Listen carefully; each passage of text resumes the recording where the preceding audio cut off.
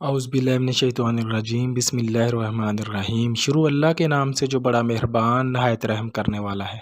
تمام تبیر نامہ 126 کو میں ناصر نجم خوش آمدید کہتا ہوں اور امید کرتا ہوں کہ آپ سب خیر خیریت سے ہوں گے۔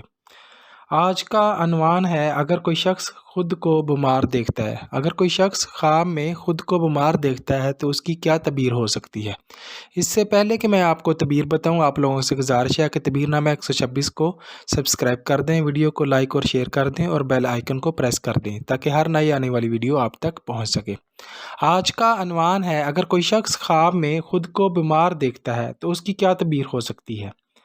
اس کی تعبیر یہ ہے کہ عبادت میں خلل ہو، رنج و غم جو ہے درپیش ہو، یعنی اس میں یہ ہو سکتا ہے کہ عبادت میں خلل پیدا ہو سکتا ہے، اس کی عبادت ڈسٹرب ہو سکتی ہے، تو اور رنج اور پریشانی آ سکتی ہے، اس کی یہی تعبیر ہو سکتی ہے۔